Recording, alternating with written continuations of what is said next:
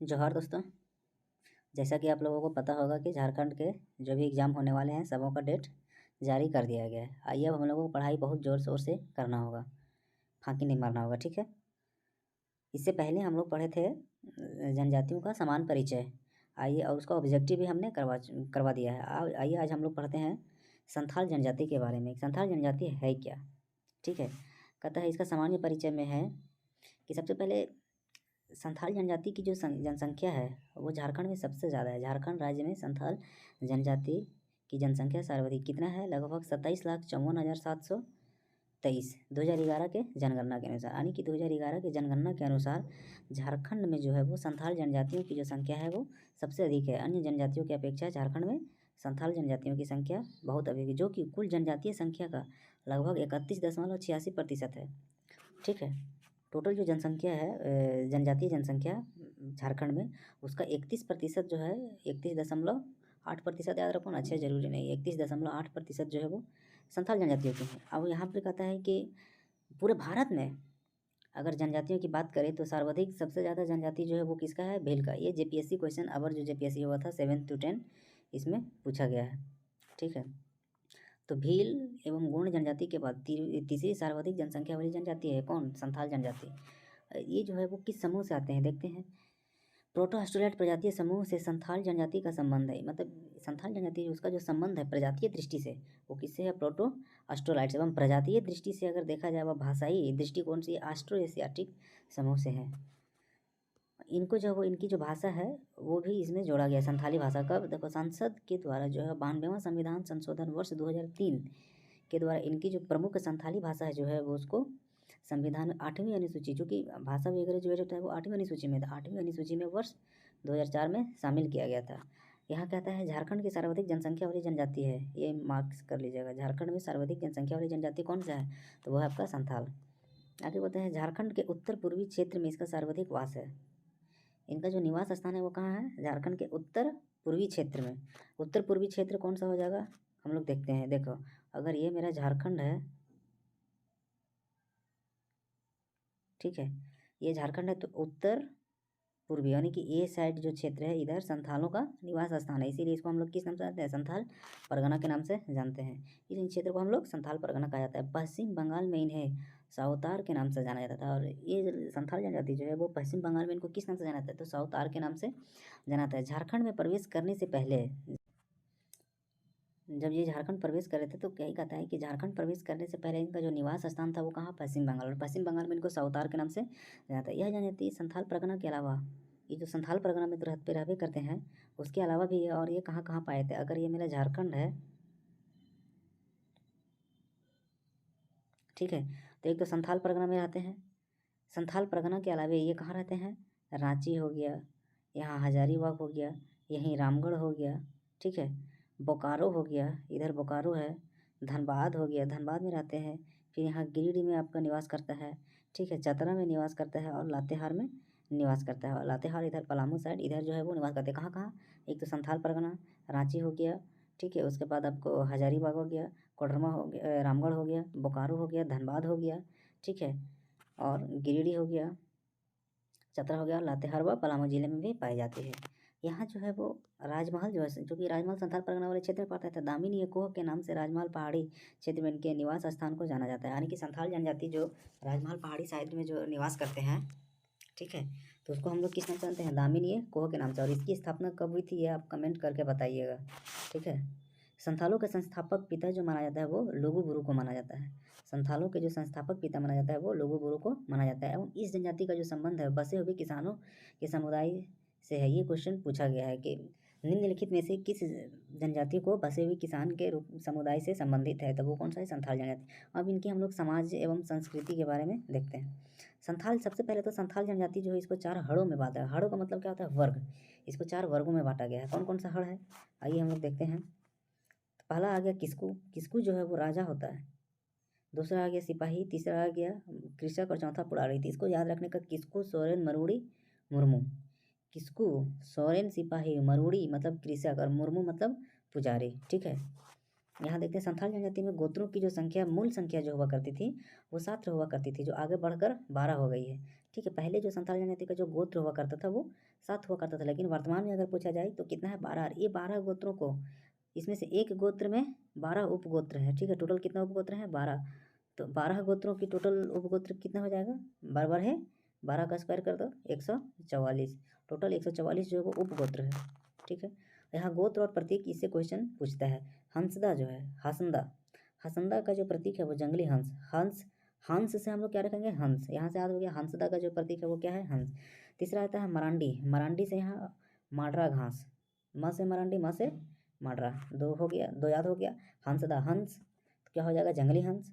मरांडी, मरांडी से क्या हो जाएगा, माडरा घास। आगे आता है पौड़िया, पौड़िया का मतलब क्या होता है, पौड़िया का, पौड़िया जनजाति का जो प्रतीक चिन्ह है पर पौड़िया गोत्र का, वो क्या है आपका, कबूतर। गांव घर में हम लोग बोलते होंगे पौड़की, ठीक है। कबूतर को हम लोग पौड़की के नाम से भी जानते हैं। तो वही पौड़िया से क्या हो जाएगा, पौड़िया गोत्र का कबूतर। आगे किसकू आ गया, किसकू का यहाँ गोत्र नहीं दिया हुआ, टुडू, टुडू जो है ये प्रकार का समझो पक्षी का नाम है, याद रखने का ये सब तरीका है, ठीक है। तो वहाँ से टुडू का जो प्रतीक चिन्ह है वो क्या हो जाएगा, टुडू गोत्र का पक्षी। आगे आता है बास्के, बास्के का क्या हो जाएगा, नाग, सांप। आगे हम लोग पढ़ते हैं मुर्मू, ठीक है। मुर्मू, मुर्मू का जो प्रतीक चिन्ह है वो क्या है, नीलगाय। चौड़े, चौड़े से क्या हो जाएगा, छिपकली, इसका प्रतीक चिन्ह हो जाएगा। बेसरा, ब से बेसरा, ब से बाज, पक्षी। बेदिया, बेदिया का क्या हो जाएगा, भेड़ा। बेदिया मतलब भेड़, बेदिया का क्या हो जाएगा, भेड़ा। आगे आता है सोरेन, सोरेन का क्या होता है, प्रतीक चिन्ह पक्षी। और हेम्ब्रम का जो प्रतीक चिन्ह है वो आपका पान पत्ता। अब इनके विवाह के बारे में थोड़ा हम लोग बात कर लेते हैं, ठीक है। इसके विवाह के बारे में हम लोग थोड़ा बात करते हैं। कहते हैं संथाल जनजाति एक अंतर विवाही जनजाति है, ठीक है। अंतर जनजाति विवाही का मतलब है कि ये सेम गोत्र में विवाह नहीं होता है, ठीक है। एवं इनके बीच समगोत्रीय विवाह जो है वो एकदम निषिद्ध है। निषिद्ध है का मतलब विवाह होगा ही नहीं। इस जनजाति में बाल विवाह का प्रथा भी प्रचलन नहीं है। सबसे ज़्यादा जो प्रचलित विवाह है वो क्या है, क्रिंग बापला। क्रिंग बापला जो विवाह है वो माँ बाप के सहमति से यह शादी होता है, ठीक है। दो पक्षों के बीच मध्यस्थता, जिसमें अगुआ जो बनता है, अगुआ के द्वारा इसका शादी होता है, जिसको हम लोग क्रिंग बापला कहते हैं। अब यही हम लोग बात करते हैं विवाह के प्रकार। विवाह का प्रकार जैसे कि सदाई बापला, सदाई बापला में क्या कहता है कि ऐसा विवाह समाज था, वर वधु मतलब कि लड़का लड़की की पसंद के आधार पर इसको तय होता है, ठीक है। और विवाह के पहले जो है वो घर देखा देखी होता है, तिलक चढ़े होता है, टाका चाल की रस्में पूर्ण की जाती है। वधु के पिता को मिलने वाला पूर्ण जो होता है वो वधु मूल्य, जो पूर्ण जो होता है यानी कि वधु मूल्य, उसको टाका चाल कहते हैं। यहाँ टाका चाल होता है। देखिए क्या कहता है सदाई बापला, सदाई बापला कहता है कि अगर लड़का लड़की दोनों को पसंद है तो शादी से पहले कुछ कुछ रस्म होता है, जैसे कि घर उर देखता है, फिर दूसरा बात तिलक वगैरह चढ़ता है, टाका का चाल जो है वो प्रचलित होता है। और उसके बाद वधु के पिता को जो मतलब राशि या फिर कुछ जो गिफ्ट के रूप में जो मिलता है लड़का के साइड से, तो उसको हम लोग वधु मूल्य बोलते हैं, पौन बोलते हैं। लेकिन उसको सदाई बापला में संथाल जनजाति लोग टाका चाल कहते हैं, ठीक है। दूसरा हम लोग बात करते हैं आपका गोलाइटी बापला। किसके बारे में, गोलाइटी। गोलाइटी का मतलब क्या होता है भाई, भाग होकर शादी करना। देखो ऐसा विवाह जिस परिवार में बेटी की शादी की जाती है उस परिवार से पुतौह लाई जाती है। देखो अच्छा, गोलाइटी का मतलब गोल मटोल, गोल मटोल का मतलब इधर से उधर, उधर से इधर, एक्सचेंज वाला जो हम लोग नहीं पढ़े थे, विनिमय विवाह। वही कहता है कि जिस घर में हम बेटी दे रहे हैं वही घर से हम पुतौह भी लाएंगे। इसी प्रकार के विवाह में कौन वधु मूल्य को प्रचलित नहीं है। इस मतलब ये जो गोलाइटी बापला है इसमें वधु मूल्य जो है वो वधु मूल्य नहीं है। तीसरा आता है टुनकी दिपिल बापला। टुनकी दिपिल बापला जो है ये मुख्यतः ज़्यादातर गरीब घरों में, गरीब परिवार के जो घर है ना उसमें जो होता है वो टुनकी दिपिल बापला ज़्यादा प्रचलित है। देखो ऐसा भी रहता है गरीब परिवारों के मध्य संपन्न होता है। वर के घर कन्या को लाकर सिंदूर दान कर विवाह किया जाता है। इसमें जो है टुनकी दिपिल बापला में तो वर जो है मतलब लड़का जो है वो लड़की को पहले ले आता है, ठीक है, और अपने ही घर में सिंदूर दान करके विवाह करता है। आगे आता है धरती जमाई बापला। धरती जमाई बापला में यहाँ जो लड़का है जो वो लड़की एक माई बाप घर रहता है। कहता है ऐसा विवाह के पश्चात दामाद को घर जमाई बन के रहना पड़ता है एवं वधु हेतु पौन नहीं दिया जाता है, और वधु को जो जो पौन जो दिया जाता है वो नहीं दिया जाता है, ठीक है। इसमें किसमें, धरती जमाई बापला। अब आता है अपगीर बापला। अपदीर बापला जो हो गया उसमें कहता है कि अगर लड़का लड़की राजी हो गया तो पंचायत वगैरह के माध्यम से शादी किया जाता है। देखो क्या कहता है, ऐसा विवाह लड़का लड़की के प्रेम हो जाने पर दोनों अभिभावकों को, अगर लड़का लड़की दोनों के बीच अगर प्रेम प्रसंग है और दोनों शादी करना चाहते हैं तो इन दोनों के जो अभिभावक है उन दोनों के सहमति पर गांव के जो मांझी होता है और पंचायत के सदस्य के सामने सिंदूर लगाकर इस विवाह को संपन्न किया जाता है। और गाँव वाले को गांव वालों को लड़का के पिता द्वारा भोज देने का प्रावधान है। ठीक है, यहाँ जो होता है जैसे कि दोनों लड़का लड़की अगर आपसी प्रेम संबंध से अगर शादी कर लेता है तो उसके बाद क्या होता है कि दोनों के अभिभावक सामने लाकर, और मांझी हो गया और फिर जो भी पंचायत के सदस्य होंगे, मतलब बीच पंचायत में उन दोनों को शादी किया जाता है। और इसमें लड़का का जो बाप है वो क्या करता है, पूरा गाँव को भोज खिलाता है शादी के उपलक्ष्य में। आगे आता है इतुन बापला। इतुन बापला जो होता है वो क्या कहता है, इसी विवाह में लड़की के माता पिता द्वारा उसके पसंद के लड़के से विवाह की अनुमति न देने पर लड़का जो है, मान के चलो अगर दो लड़का लड़की प्यार कर रहा है और लड़की का माँ बाप जो है उस लड़का को देखा पसंद नहीं कर रहा है, ठीक है, लेकिन लड़की चाहती है कि मेरा शादी उसी से हो, लेकिन उसका माँ बाप जो है वो लड़की के माँ बाप अनुमति नहीं दे रहा था। इसमें जो है वो एक अवसर देखकर, कोई मेला हो या फिर त्यौहार के अवसर पर देखकर लड़का जो है वो लड़की के माथे में सिंदूर लगा देता है। मेला उला में गया और वहीं सिंदूर लगा देता है, ठीक है। उसके बाद वधु मूल्य मिलने पर जो है वो विवाह संपन्न कराया जाता है। सबसे पहले सिंदूर उंदूर दे दिया, उसके बाद जो है जब वधु मूल्य मिलेगा तब यह विवाह संपन्न होगा, लेकिन पहले तो लाइसेंस बना लिया ना भाई, समझा। आगे कहता है निर्बोलक बापला। निर्बोलक बापला, इसमें क्या कहता है, बापला का ही मतलब होता है विवाह, ये चीज़ आप ध्यान रखिएगा, ठीक है। बापला का मतलब क्या होता है, विवाह। हम लोग क्या कहते हैं, ऐसा विवाह में लड़की हट कर लड़के के घर में रहने लगती है। मतलब एक ऐसा विवाह जैसे कि लड़का लड़की दोनों में पसंद है, प्यार हो गया है, लेकिन लड़का जब मुकर गया तो लड़की क्या करती है, डायरेक्ट घरे चल जाती है लड़का के घर। तो ये ज़बरदस्ती लड़की वहाँ पर रहती है, ठीक है। वही कहता है कि लड़का के घर में रहने लगती है। लड़के एवं उसके घर वाले के विरोध प्रदर्शन पर भी यदि लड़की जमी रहती है तो जोग मांझी द्वारा विवाह जो होता है वो संपन्न हो जाता है। जोग मांझी जो है इन लोगों को विवाह करवा देता है। आ गया था बहादुर बापला। वाह, बहुत बहादुर का काम करता है कि भाग कर शादी करता है। ऐसा विवाह में लड़का लड़की जो है जंगल में भागकर एक दूसरे को माला पहनाते हैं, उसके बाद घर लौटकर एक कमरे में बंद कर लेने पर विवाह संपन्न माना जाता है। ओहो, मतलब यहाँ बात ये कहता है, बहादुर बापला बहादुरी गिरी दिखाता है यहाँ पर। दोनों लड़का लड़की दोनों जो है वो भाग गया जंगल, जंगल में एकदम शादी ब्याह कर लिया, माला वाला। उसके बाद जब घर आता है, जब दोनों एक ही कमरे में अगर बंद हो गया तो उसके बाद समझो कि विवाह संपन्न हो गया। आगे आता है राजा राजी बापला, यानी कि राजा राजी विवाह। ऐसे विवाह में लड़का लड़की गांव के मांझी के पास जाते हैं, डायरेक्ट मांझी के पास। अगर लड़का लड़की दोनों पसंद है, बोल नहीं हम तुमसे करेंगे, हम तुमसे करेंगे, तो दोनों क्या करता है, दोनों साथ में जाता है, ठीक है। कहाँ, तो मांझी के पास। मांझी उन्हें लड़की के घर ले जाता है, और मांझिया जो है वो दोनों के घर ले जाता है, एवं सर्वसम्मति से लड़का द्वारा लड़की के माथे पर सिंदूर लगवाकर विवाह का जो है वो संपन्न कराया जाता है, ठीक है। आगे हम लोग पढ़ते हैं संगा बापला। ऐसा विवाह, ये अच्छा विवाह है, ऐसा विवाह जिसमें विधवा या तलाकशुदा, मतलब कोई विधवा महिला है या फिर जो तलाकशुदा महिला है वह विधुर या फिर परित्याग व्यक्ति के साथ इनका विवाह जो है वो संपन्न होता है। मतलब कहता है कि अगर कोई विधवा हो गई, कोई विधवा औरत है या फिर कोई तलाकशुदा औरत है, तो वो जो या तो फिर विदुषी, यहाँ विधुर लिखा हुआ है, विधुर या फिर कोई छोड़ा हुआ लड़का, मतलब ऐसा कि मतलब कोई लड़का लड़के की शादी हो गया और लड़की चली गई तो वो लड़का तो अकेला हो गया, तो उस लड़का से शादी अगर होता है तो उसको हम अच्छा विवाह माना जाता है, समझा। एक दूसरे को घर बस के। आगे कहता है कि वर वधु द्वारा स्वयं विवाह तय किया जाता है एवं कुछ वधु मूल्य भी दिया जाता है, लड़के के द्वारा वधु मूल्य दिया जाता है। आगे आता है किरिंग जमाई बापला। ऐसा विवाह लड़की द्वारा शादी से पूर्व, ओहो बहुत गलत चीज़ है।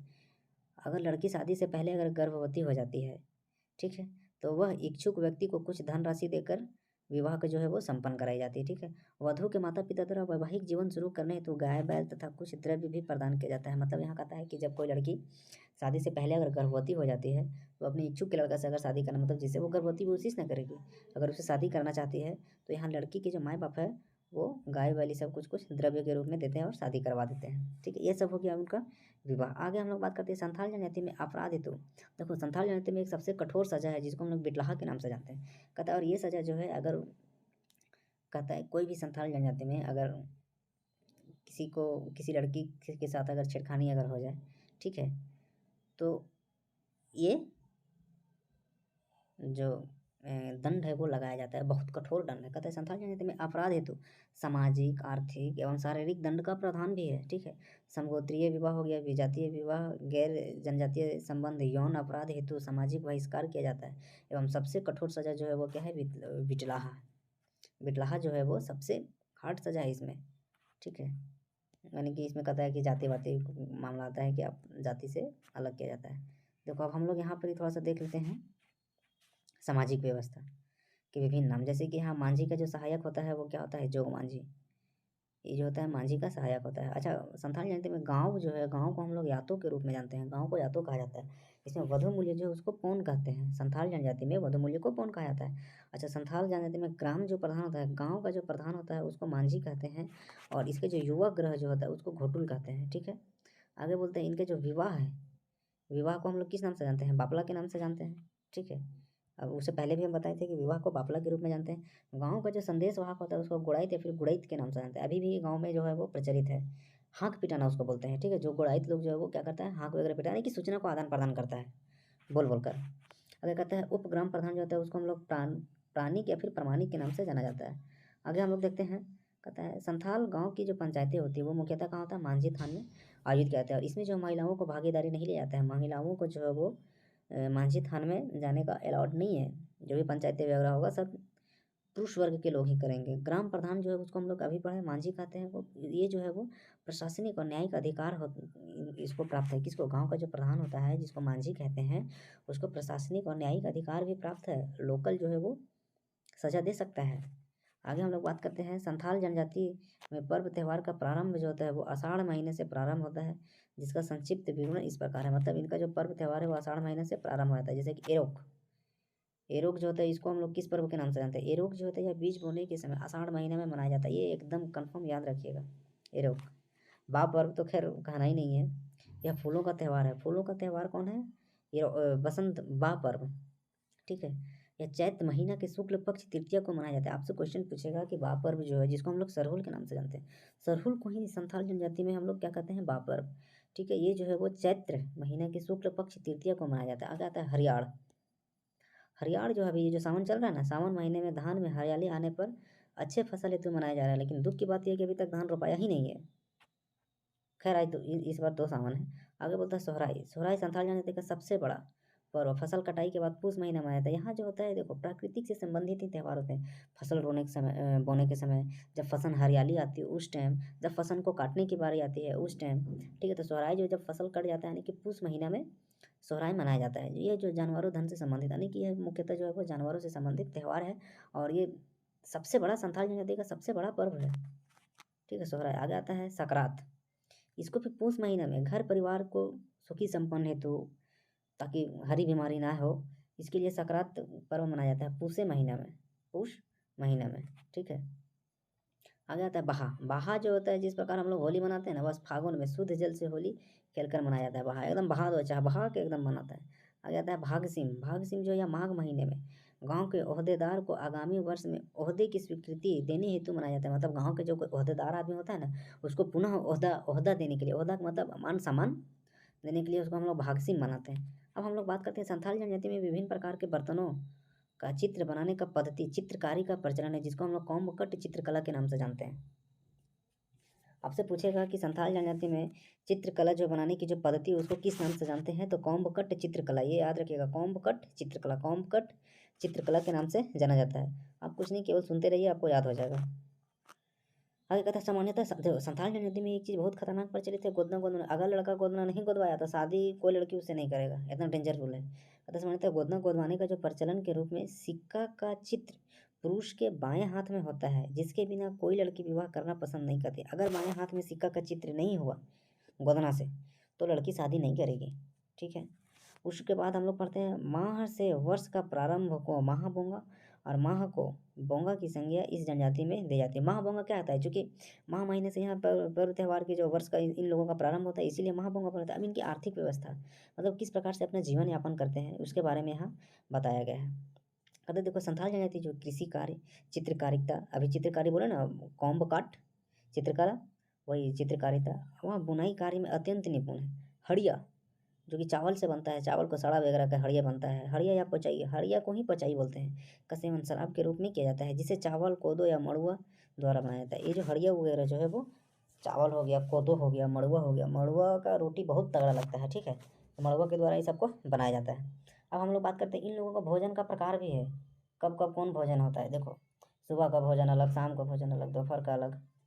ठीक है, हम लोग भोजन का प्रकार पढ़ते हैं, जैसे कि दोपहर का भोजन। ठीक है, सबसे पहले आते हैं जलपान, यानी कि सुबह का भोजन, नाश्ता जिसको हम लोग बोलते हैं, जलपान नहीं बोलता, जलपान चल जा रहे जलपान करे ले, जलपान मतलब पानी वगैरह पीने, कुछ थोड़ा बहुत हल्का फुल्का खाने, तो उसको हम लोग बास क्याक बोलते हैं, बास क्याक। बास क्याक मतलब जलपान। दोपहर के भोजन को मजवान बोलते हैं, माजवान। और रात के भोजन को कदोक। को चीज़ के? कदोक का मतलब याद रखो, को चीज़ के। तो रात में को चीज़ के खाना हो, कौन खाना हो? कदोक। ठीक हो। अच्छा, जलपान का मतलब बासी है का? बस क्या बासी है का? बासी का मतलब रातिये वाला है का? माजवान। ये दोपहर के खाना को हम लोग माजवान बोलते हैं। तो यहाँ से हम लोग याद रखेंगे, सुबह का खाना यानी कि नाश्ता को हम लोग या फिर जलपान को हम लोग क्या कहते हैं? बस क्या कहते हैं। दोपहर के भोजन को माजवान बोलते हैं और रात के भोजन को कदोक बोलते हैं। आगे इनके हम धार्मिक व्यवस्था के बारे में जानते हैं। देखो, यहाँ की जो स्त्रियाँ वो जादू टोना पर बहुत विश्वास करती है भाई। संथाल जनजाति में स्त्री जादू टोना के मामले में विशेषज्ञ भी मानी जाती है।